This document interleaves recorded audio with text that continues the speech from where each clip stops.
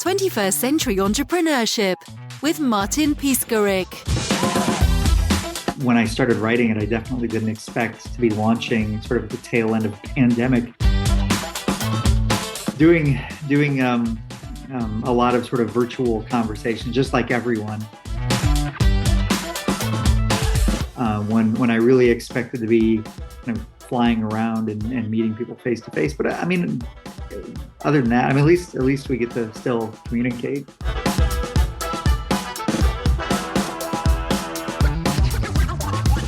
What was your process? Did you use a Scrivener or something like that, ghostwriter, or any help? Or? Oh yeah. I mean, if you really want to break it down, interestingly enough, so this is my 8th book. So I've written before through major publishers, O'Reilly, Pragmatic, and a couple of years ago, I had a kid, I had a baby, and I wanted to write a book for her, and so I wrote this book through a Kickstarter campaign called Computer Science for Babies, and it's like a cloth baby book, and it's got like Boolean logic in it and a teething ring. I mean, it's the kitschy kind of thing. But that was my first experience of actually trying to publish myself. And it was fine for that because of, cloth baby book is more like a toy than it is, an actual book. So there's no publishers for that. And so I thought, maybe publishers just aren't relevant anymore. And maybe I'm going to try to go. So actually, this is published under my own press. So it's Deep Tech, published under Deep Tech Press. It's very intentional because I'm just curious, like, what role do they play in a world where, most books are bought on Amazon or Apple Books or sort of these 2 or 3 major channels anyway, Barnes and Noble. And so, but I also knew that I'm not qualified to do everything myself. And so I actually employed a company called Scribe. Scribe, yes. Yep, the Tucker Max company. And, it was actually a really pretty good experience because I wrote the book and, the editors came in and they do what editors do. And, we have the typesetters and the layout artists and the cover artists. I mean, you say don't judge a book by its cover, but most people do. They'll look, and if the cover looks like garbage, they're not going to buy the book. So anyway, it was kind of a really interesting experience because rather than those people being supplied by the publisher, they were working for me and with me. And if I said, I don't want to do it this way, then they would be like, all right, we won't do it that way. A publisher, a lot of times they won't listen. They'll say, you don't have a choice or we'll cancel your contract. So it was a whole lot of fun.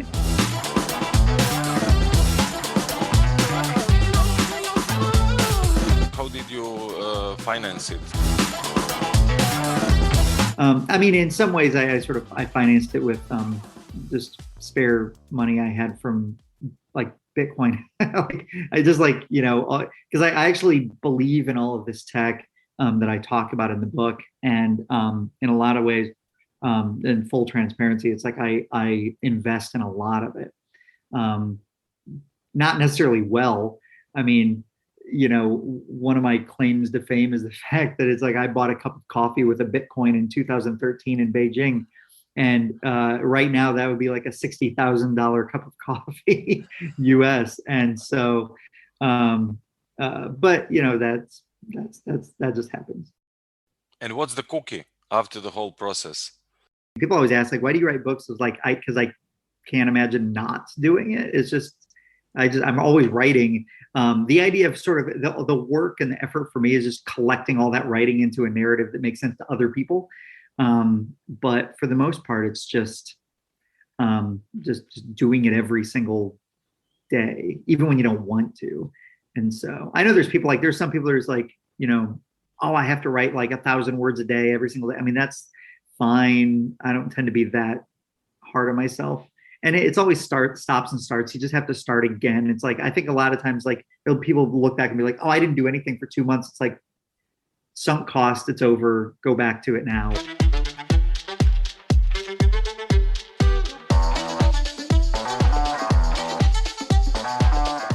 personality traits, persistence.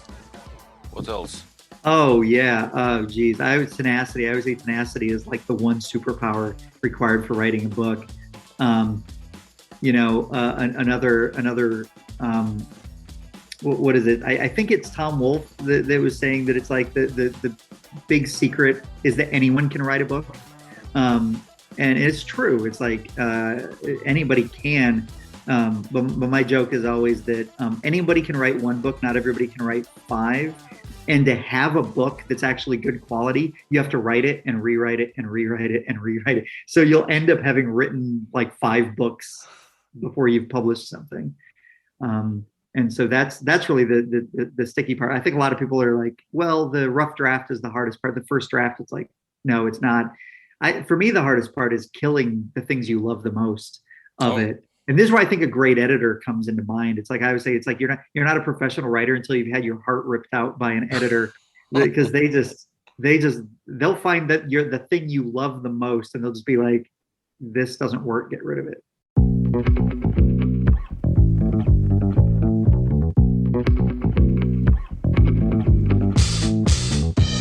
Any personal transformation during writing the book? Yeah, in the sense that it's you become an expert, right? There's sort of, you can either be an expert and then take that expertise and write a book, or you can become an expert during the writing because you're learning and you're researching and you're doing all of that. I mean, I think they're both fine. But at the end, it's like you do know a lot. I mean, you learn a lot, because it's like most of the time, whatever's in the book is a small percentage of all the things you had to learn to make it. And this isn't just about my kind of book where it's sort of like where it's a sort of nonfiction, has a lot of technical information, and it's even if it's just, you're writing something like deeply emotional or about society or something, you got to learn a lot about yourself or about your topic. My favorite description comes from Joshua Siegel, who is the founder of the Deep Tech Bootcamp at MIT. And his description is that deep tech was impossible yesterday, barely feasible today, and tomorrow will become so ubiquitous it's hard to imagine life without it. It's a fundamental reimagining of the world and how we interact with it. And an example could be like mobile phones, right? Smartphones. Like in 2007, this was deep tech, because in 2005 it wasn't possible, and here we are, in a decade later and more, and we can't even imagine a world without smartphones. It's like a perfect example of deep tech. What I found interesting in the impetus for this book was the realization that true deep tech is rare. Like, it doesn't come all the time. I mean, economists, they'll call it a general purpose technology. So like electricity or the steam engine or something major like that. But right now, this decade, we're at the cusp of 7 transformational technologies, 7 enablers of deep tech. And I say enablers because it's not about the tech itself. It's not about AI. It's about deep tech is what AI can do. It's not about Internet of Things. Deep tech is about what IoT can do. And you take those two and you put them together, and suddenly you've got something that Satya Nadella from Microsoft calls the intelligent edge. So it's like, that's where it gets really, really interesting, sort of the combinatorial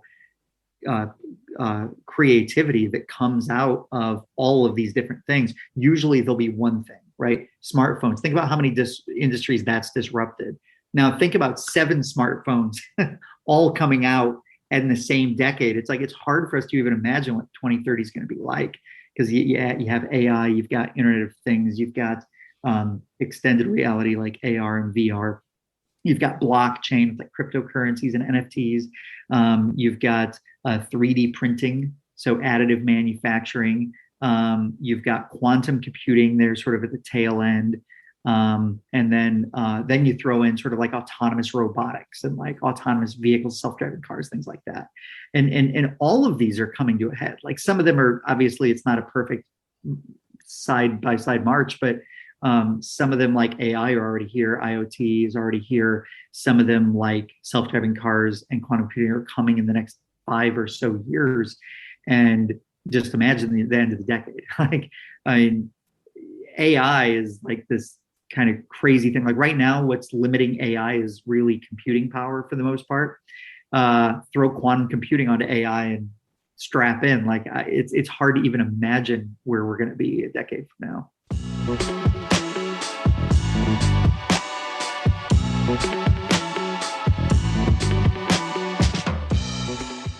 What would be regarding those 7 technologies, or you can choose any specific one? What would be your sweetest dream versus your nightmare scenario? For me, my favorite out of all of these are autonomous vehicles. I feel like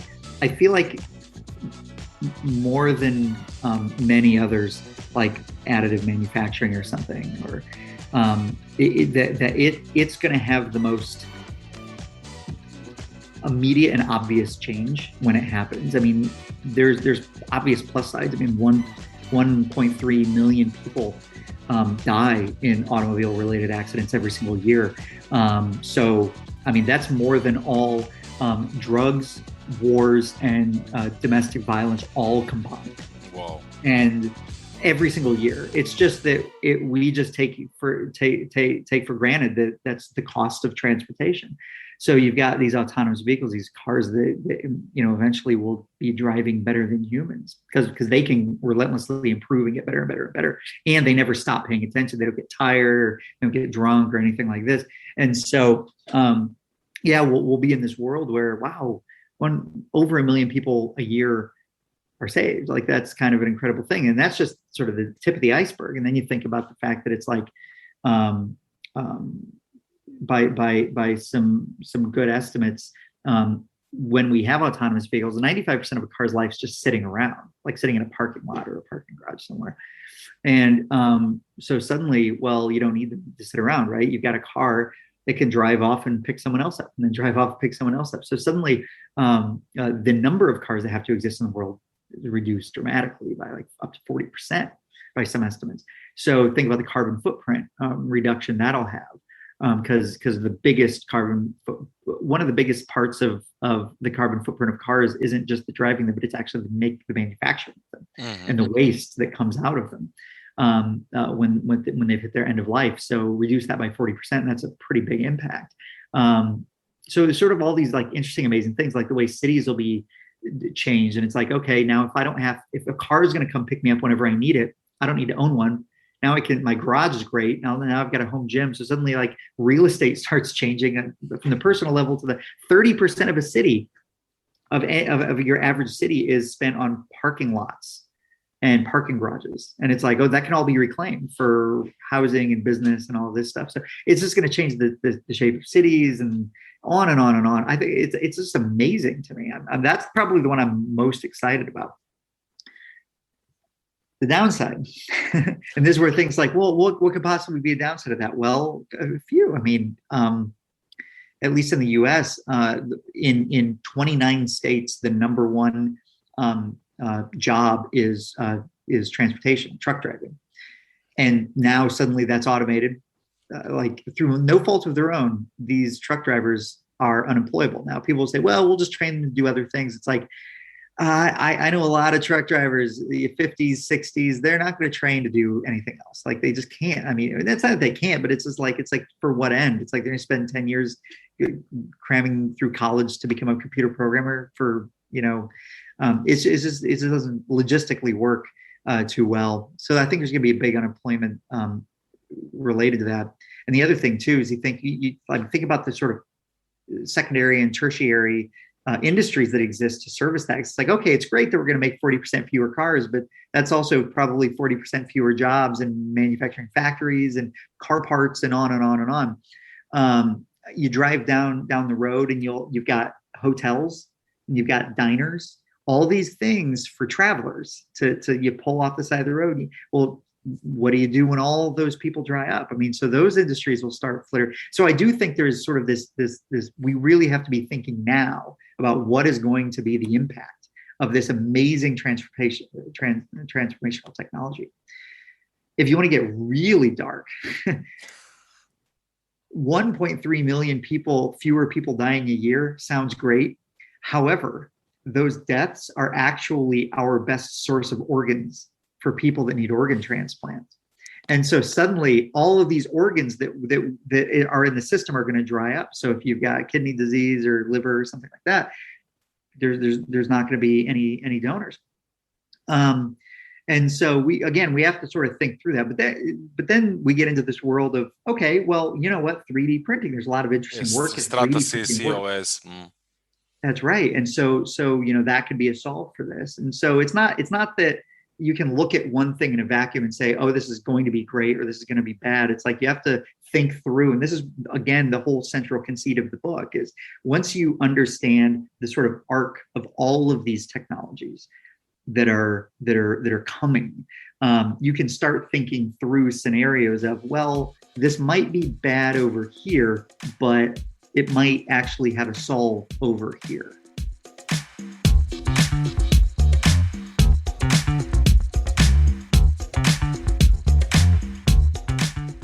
Is it a positive thing for you, or sometimes it's a stressful thing to take into consideration all those scenarios and think about 7 different technologies and their interaction, and about additive manufacturing and IoT and AI, etc.?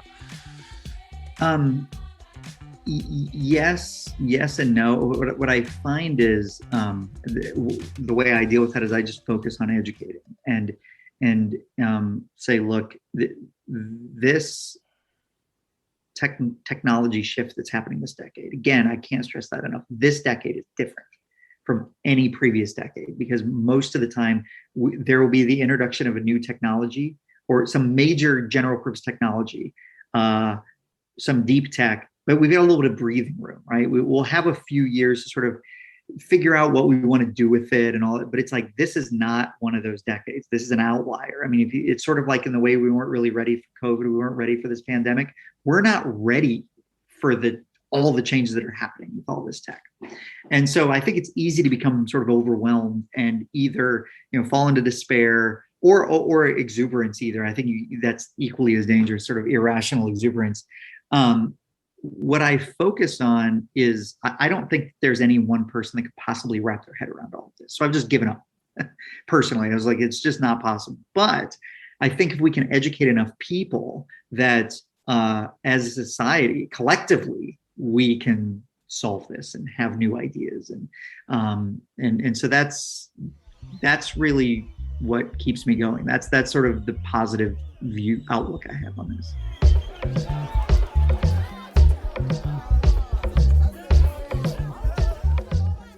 Personally, do you think all those technologies will help you personally in your life?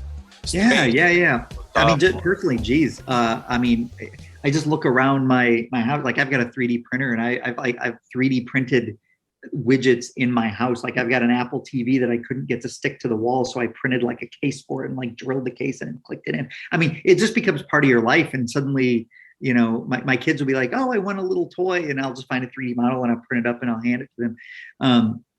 And so those kind of things, they just start becoming natural. They just start becoming normal. Virtual reality, I on an almost daily basis, I'm always in some kind of VR thing. AI, everybody uses AI. Like you can't even get away from it. If you've ever used Siri or Alexa or anything like that, you're using AI to some extent. If you've ever bought a plane ticket, those have been price managed by AI. If you've ever searched anything on Google, those searches have been curated for you on AI, Facebook, et cetera, et cetera. Like your life is like already surrounded by AI. So that's almost unavoidable. Obviously, I said like the autonomous vehicles thing I'm super excited about. I was an early Bitcoin investor. When I say investor, I mean I mine Bitcoin. I just forgot about it and I didn't sell it. And then it's like, oh, it's valuable now. That's fun. But for the most part,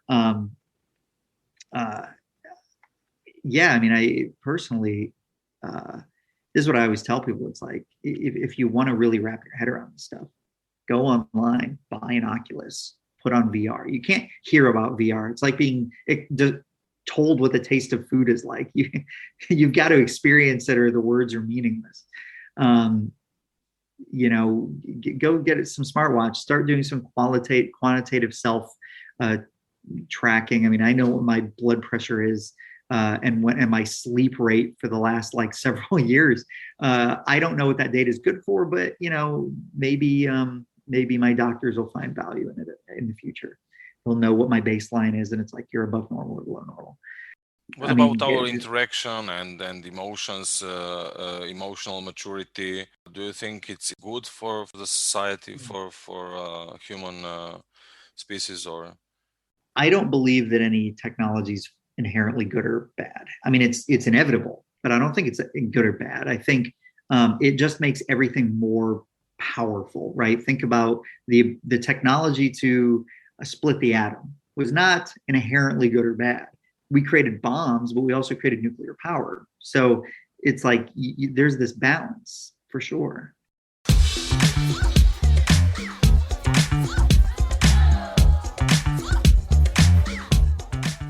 It's fun to talk about the individual technologies, but that's not really the point. The point is technology is just a tool. And so I think the bright thing to think about this is understand those tools at sort of it doesn't have to be a deep level. You don't have to understand how a hammer is made to use a hammer. You just have to know what it's for and what it's good for. You put those tools together, and this is why I believe that everyone should understand these, because everyone is capable of being creative if you focus on what your specialty is, what your outcomes need to be. I remember hearing that the world doesn't want a better mousetrap. You heard this like, oh, the world wants a better mousetrap and they'll beat a path to your door. That's not true. The world doesn't care about mousetraps. What the world wants is an environment free of pests. That's what they want. So focus on that. Focus on that outcome. And once you know what your tools and capabilities are, it frees you from this constraint of thinking, how do I improve on a mousetrap? And instead think bigger and say, how do I create an environment that doesn't have pests in it? Because maybe the solution is not a mousetrap at all.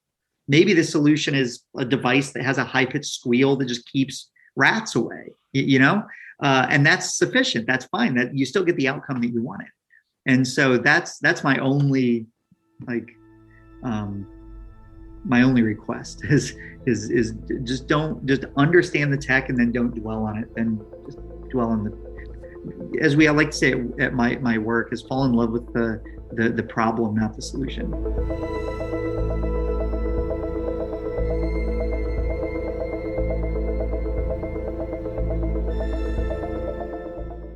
Cybernetics, yeah, for sure. I mean, it's all over. I mean, there's already people that are they're called biohackers, where they just sort of will inject like NFCs, near field communication chips, like inside their hand and things like that. There's this professor from MIT Media Lab, Fidelity, that's really big into sort of swallowable microchips that kind of go through your system, and it has all these reading, and they can use RFID to like get real-time like information as it's moving through your system, cameras and all of that. And another friend of mine, Amber Case, she actually gave a TED talk about 10 years ago. And the talk was, we're all cyborgs now. And her argument was, look, being a cyborg is as much, it's about this convergence between your sort of physical organic self and electronics. And if you think about the fact that if you lose your phone, it's almost like losing an appendage. Like you kind of freak out. You're like, oh, like it's a part of your brain that's mapped to this phone as an extension of yourself. And when you look at it in that lens, it's like we're already well down the path. Like we know what it's like to be a cyborg now. It's a very short leap between this phone and maybe Google Glass on your face, which I wore for a year, and it was the same thing. I always knew what time it was because it was just hovering, this clock hovering in the air. And when I took it off, it was really disorienting. Like I always knew what time it was, and suddenly I was like missing something. Like so I ended up getting a watch because I was just like obsessively like, what time is it? It didn't matter. And other people were doing these things with like directionality. There was a guy who had installed a magnet in his hand, and it would rotate towards north. And he always knew what direction it was. You just sort of would get a sense of what direction north was. And he started being able to, like, he had like this perfect ability to navigate anywhere. Yeah. And so, I mean, that's really definitely the next level is inserting things. I mean, you look at Elon Musk and his Neuralink company, and, you know, they're trying to figure out how to do brain machine interfaces by inserting directly into your brain. That's really the next level, is the ability to sort of directly not only consume information, but also transmit information with your thoughts directly.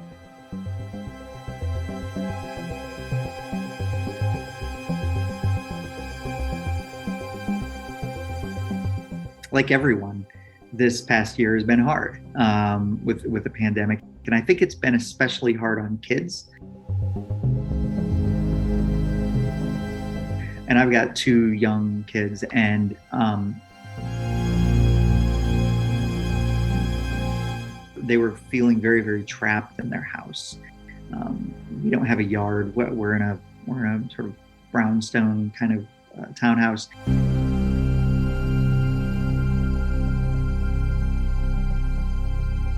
A lot of this technology is really, really helpful for them. So I talked about, for example, 3D printing toys. They got to experiment in a lot of ways. So they found a lot of value in being able to sort of touch physical things rather than just looking at screens all day long. They're really big fans of virtual reality.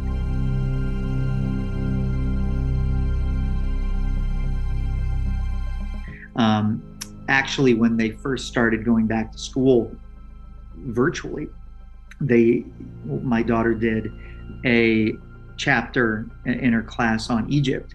And so we put on a virtual reality and like visited the pyramids virtually.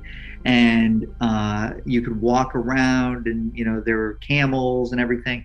And she was just enamored by it. And it made it more real for her than simply either reading about it or even watching a video on it. And suddenly, for about 3 months, like, Egypt was her favorite thing in the world, until she, you know, put on VR and then found that she could swim underwater with sharks. And it's like, oh man, sharks are the coolest things in the world. And so it's like, it really, really helps, I think. And I don't think that's going away. I mean, now, even though they can go outside, like, now VR is just part of their routine and part of their life. And I don't think they're unique in this. I think, and they're part of this whole new generation called Gen Alpha. It's sort of the next after Gen Z, which we think Gen Z are kids, but by 2025, 27% of the workforce will be Gen Z. So they're already coming out, they're graduating, they're getting married, having kids on their own. And so Gen Alpha is sort of this next up and coming generation. And they don't have a divide between their physical life and their digital life anymore. To them, it's all one and the same. Really? Wow. And yeah, well, and so knowing that, I think it helps us that are a little older, that used to have this divide, like we live in the real world and then we have our sort of digital online persona, to start getting in their heads, like understanding them a little bit better, to know that when we're thinking about, well, like, what's the workforce of the future? Well, they're going to expect this sort of premium digital experience that sort of blurs the lines between the physical and digital, because that's just what they're growing up with now.